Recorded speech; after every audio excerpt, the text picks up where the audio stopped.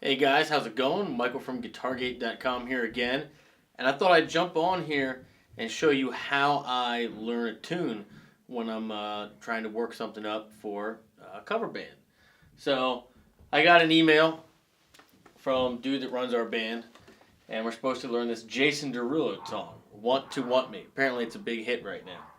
So I always do is first I start and I listen to the actual recording, right? And I'll try to do this real quick. So you go on YouTube here, deal with your ad. Man, this song's a hook.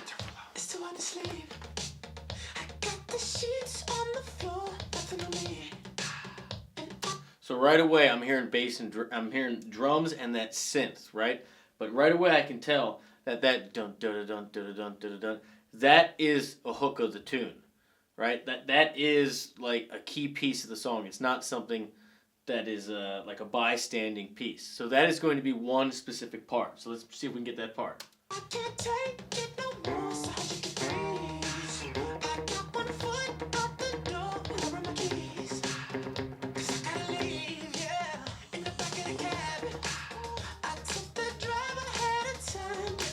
All right, so same thing. Basically, I found out that you were going E to a C sharp, right? It's that.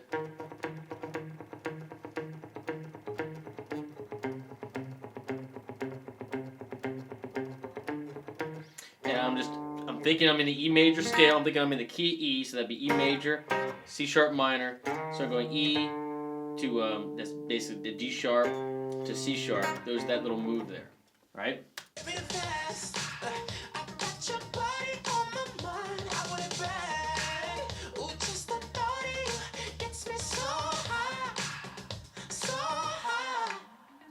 Break. Now I did hear a little guitar part there in the background. There.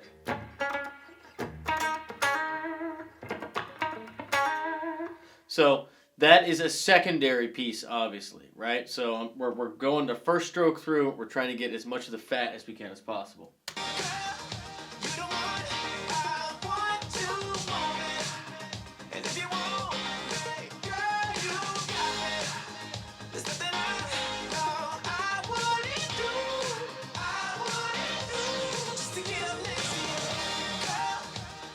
Alright, so what I'm hearing in here is that you still have that main, that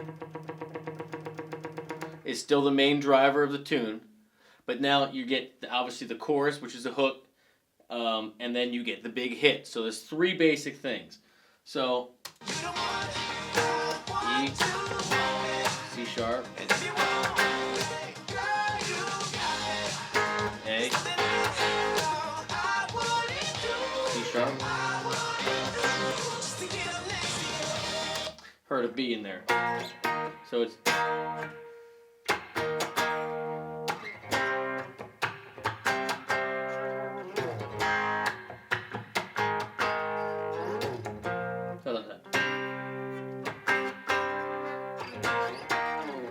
right? So if you have 2 guitars, it would make sense that one's going to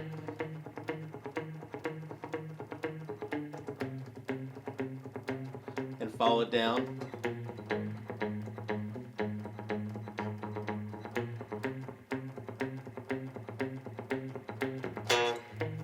And follow that, and have the other one do the.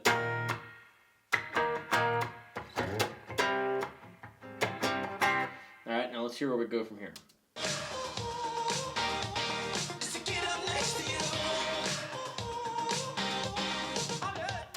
Alright, so you still have the hits. And you still have the. Oh, let's check. Okay, so you still have that driving synth, and you still have the hits, and now you have this part, which is either him singing or a keyboard. But that's a line. You're going to have to get that. Somebody's going to have to get that. So if you have a vocalist, you do it with that. If you have a guitar, let's see what we can do here real quick.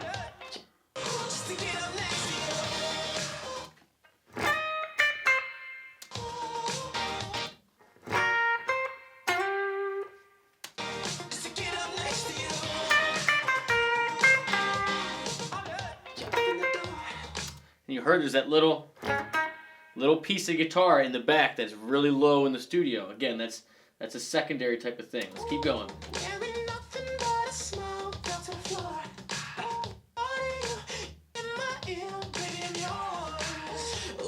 You're hearing those oohs, right? That.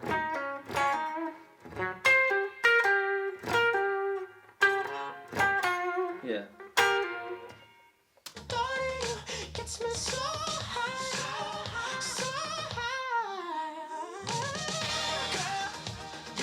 It's a hit.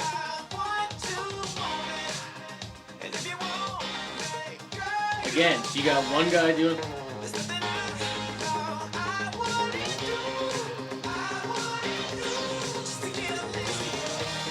And one going.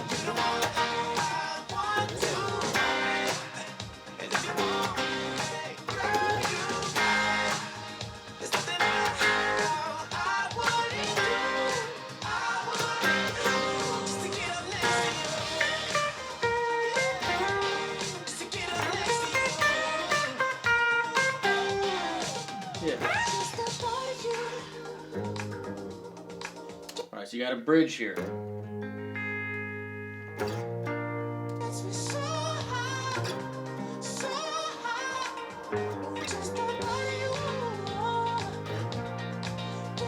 Alright, so I'm hearing the. Right, again, now we're still in this key of E major. So all I'm doing here, since I know the key of E major, what chords are in there, that those are my educated guesses. If it looks like I'm just picking it out of the air, that's not true. I'm guessing in the key of E major, right? I'm guessing that first attempt that he's not leaving the key. Now I'm hearing that, but I'm also hearing this. Hold on. Is that?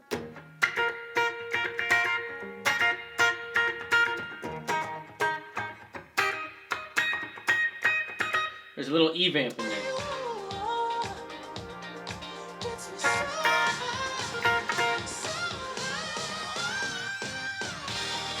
Okay, so now you got hits in there. Let's see what those are.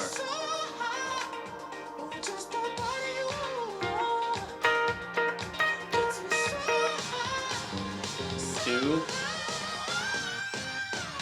Sounds like it stays straight in the key. So you got A,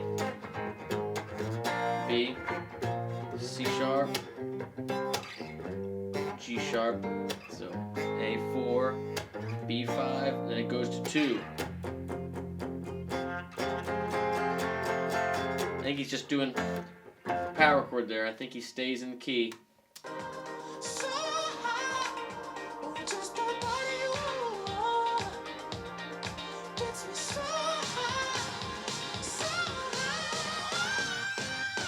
Well, that walk-up sound, it's all in the key, yeah.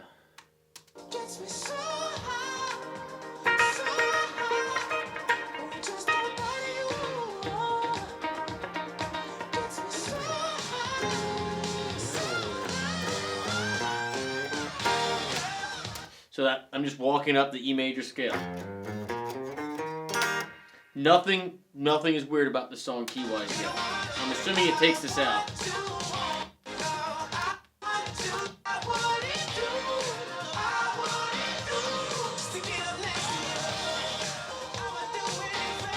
Alright, so you got that keyboard part.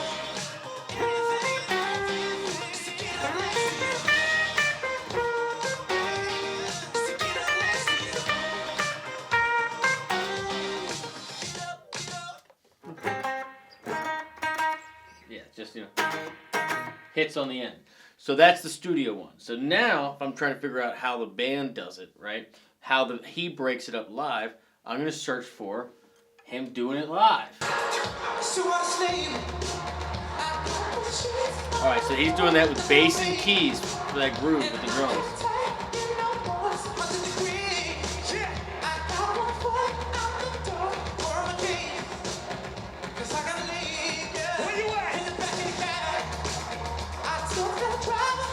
Hi-hats come in.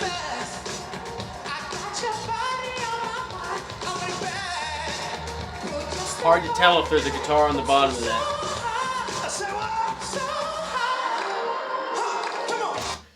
They add that little lick. I'm assuming that's in the key too.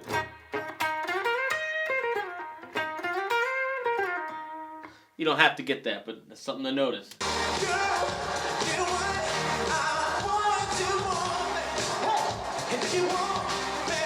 Big synth. Now I can see the guitar player in the back is playing something. It looks like he's just hammering the chord. Don't forget about your visual cues. Don't rely solely on your ear.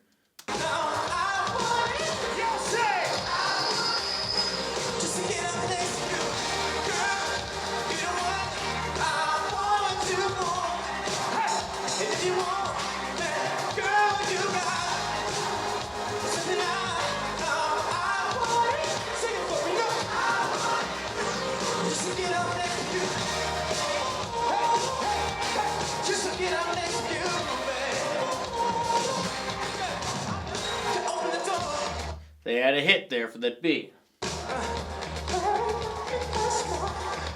Alright, now I could just see with the guitar player there that he is matching the rhythm. You can't hear it well in the audio, but I visually saw that he's going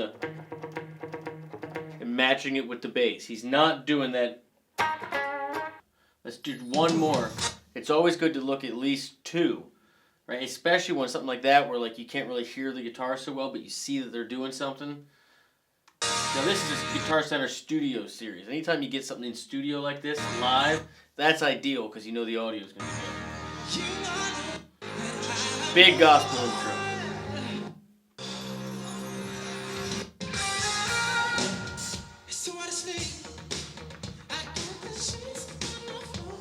Alright, so right now you can hear that the bass and the guitar are matching that same rhythm. They're just E, da da da da E, E, E, E, E, right? And you can see him doing it. See him doing it.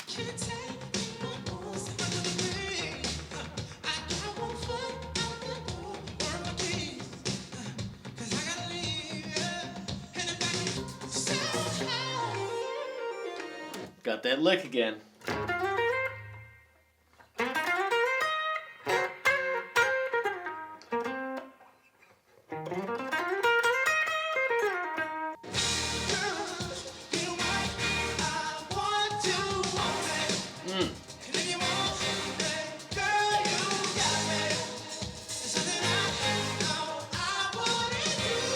Guitar player is still staying with us. You have the bass, you have the doubled synth track, playing with the guitar and the synth, and you got the big orchestra hits.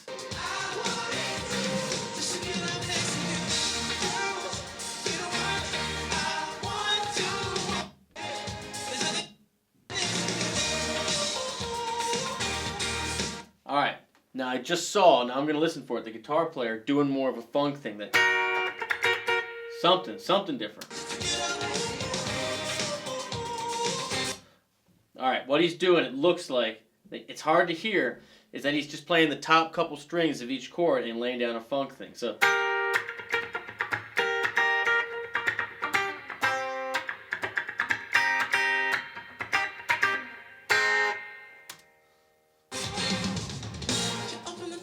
that hit on B.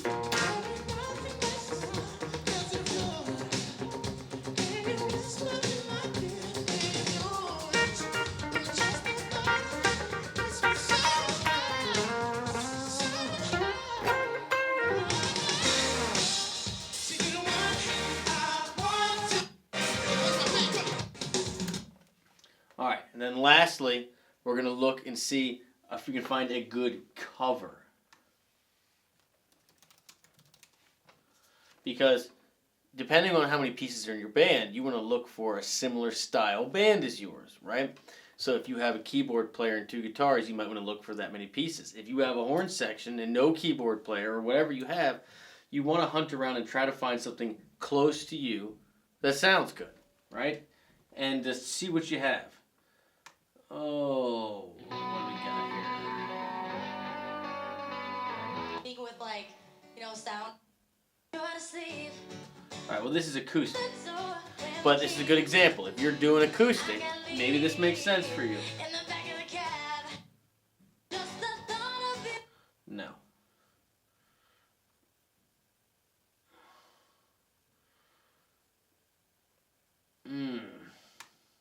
Let's see what we have here. in den Charts ist. Wer ihn kennt, kann gern mitsingen. A German guy. And I can't take it no more as a hungry queen. Boy, you're the one. Alright, well, he's doing the tracks. You don't want to find something going to tracks. Well, not a lot of bands covering on this one. So, which is interesting, probably because a lot of people can't sing it, because it sounds really difficult. So, to summarize, okay, you first start with the studio recording.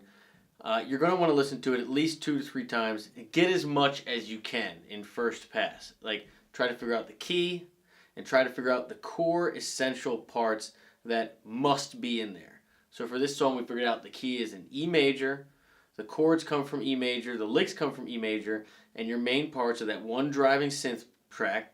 You have those orchestra hits, and then there's a little keyboard part that comes after the chorus, which is kind of like its own little hook. Besides that, there is a bridge, and the bridge has hits, and it still stays in the key of E major. That's what I mean about first pass getting all the fat, right? Then, when you start looking at some live examples of the artist playing their song, take a look at their arrangement and see if they add a different guitar part or if they're doubling the bass. Use your eyes. See if you can see what they can do or what they are doing. And then also take a look at other bands covering this song and try to find bands that are close to what you do as far as piece-wise. You 2-piece, 3-piece, 5-piece, 11-piece, whatever, and see what kind of parts they come up with. You do that whole process, and then you take all those parts and you meet with your band, and you put together who's going to do what, who's going to nail which part, where you're going to double a part, and just always trying to make sure that 1, you get the essence of the tune, 2, you don't miss any of the core parts, and 3, you're always thinking of, do I have a low, a middle, and a high sound, so that your sound guy loves you and the audience always feels like there's a big track to dance to. And that is how I learn a song when I'm going to do it for a cover band.